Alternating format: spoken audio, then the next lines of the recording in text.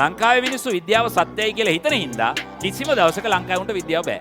විද්‍යාඥයෙක් අනිවාර්යෙන්ම scientific philosophy එකක් එක්ක අලුත් කන්සෙප්ට් එකක් එළියට දෙන්න ඕන. එහෙම දීපු ලංකාවේ එකෙක් ඉන්නවද? ෆිලොසොෆි කියන එක ලංකාවට දන්නේම නැහැ. හැමතිස්සෙම පරීක්ෂණයක් කරන්න හිතෙන විදිහක් තියෙනවා. ඒතර ඔයගොල්ලෝ කවදා හරි දවසක විද්‍යාඥයෙක් වෙනවා නම් ලංකාවේ මෙච්චර කාලයකට එහෙම එකෙක් නැහැ. පුළුවන් නම් වෙන්න.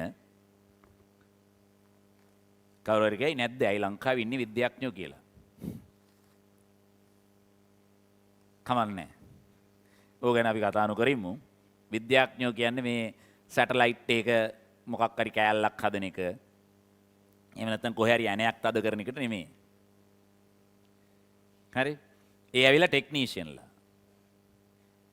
විද්‍යාඥයෙක් අනිවාර්යෙන්ම සයන්ටිෆික් ෆිලොසොෆි එකක් එක්ක අලුත් කන්සෙප්ට් එකක් එළියට දෙන්න ඕන. එහෙම දීපු ලංකාවේ එකෙක් ඉන්නවද? මොනවා හරි කිව්ව හැකි අරකේ හබල් මොකක් හරි කෑල්ලක් කැරකෙව්වා. මේ ගැජට් එක හැදුවා. ඒවා සයන්ස් නෙමෙයි. ඒවා ටෙක්නොලොජි. සයන්ස් කියන්නේ හැමතිස්සෙම අලුත් දෙයක් හිතන එක. අයිසැක් නිව්ටන් මොකද්ද කරේ? උගේ ඔළුව උඩට ඇපල් ගෙඩියක් වැටුණාම ඌ කල්පනා කරනවා ඇයි මේ ගෙඩිය බිමට වැටුනේ? උඩම තියෙන්න තිබුණේ නැද්ද? දැන් මම මේ පෑන අතින් අතෑරියොත් බිමට වැටෙනවනේ. ඇයි ඒ? අතෑරපෙන්ද. එතනින් එහාට ගිහිල්ලා හිතනවා තව මොකක් හරි තියෙන්න බැරිද? ඒ අනුව තමයි ගුරුත්වාකර්ෂණ සංකල්පයක් එන්නේ. ගුරුත්වය කියලා අදහසක් එන්නේ. හැබැයි ඇල්බර්ට් අයින්ස්ටයින් එතනින් එහාට ගිහිල්ලා සාපේක්ෂතාවාදයක් ගෙනල්ලා ඔය නිව්ටන්ගේ ගුරුත්වාකර්ෂණ කතාව ඊට වඩා එහෙම නෙමෙයි මේක වෙන දෙයක් වෙන්නේ කියලා පැහැදිලි කරනවා. එහෙම කවුරුත් අදින්නේ නැහැ. අදිනවා වගේ අපිට පේන එකක් තමයි පේන්නේ කියලා. එහෙම ඇදිල්ලක් නැහැ. ඇදිනවා වගේ පේනවා. අදිනවා වගේ පේනවා. ඉතින් ඒක සරලව මෙහෙම හිතන්නකෝ. දෙන්නෙක් කොහොම යනවා. එකෙක් හිමින් යනවා අනිත් එකා වේගෙන් එනවා. ඉස්සරහින් යන එක තඩි සයිස් එකක් කියලා හිතපල්ලෝ කිලෝ 300ක විතර එකෙක්. හරිද? පොඩි එකෙක් ඒ පැත්තට යනවා. එතකොට වෙන කිසිම සිද්ධියක් දැස බලන්නේ නැතුව මේ දැස විතරක් බලන එකාට මොකද්ද පේන්නේ? වෙන කිසිම දෙයක් බලන්නේ නැතුව මේ දෙක විතරක් බැලුවොත් එහෙම ඔයගොල්ලන්ට මොකද්ද පේන්නේ? අපි හිතමු අපි මෙතන අර බර වැඩි එකාව ස්ටිල් තියෙනවා ඔළුවෙන්. ඌ යන්නේ නැහැ එක තැන ඉන්නවා වගේ බලනවා. එතකොට නැත්නම් වෙනත් විදියකට හිතමුකෝ අර තඩියකාගේ ඇඟේ ඉන්න තඩියෙක්ට අර තඩියගේ ඔළුවේ ඉන්න තඩියෙක්ට පිටිපස්සේ කාව පේන්නේ කොහොමද? ඌට පේන්නේ එකෙක් ඌගේ පැත්තට ඇදිලා යනවා වගේ. පෘථුවියේ ඉඳන් අපි නිරීක්ෂණ කරන්නේත් ඔහොම.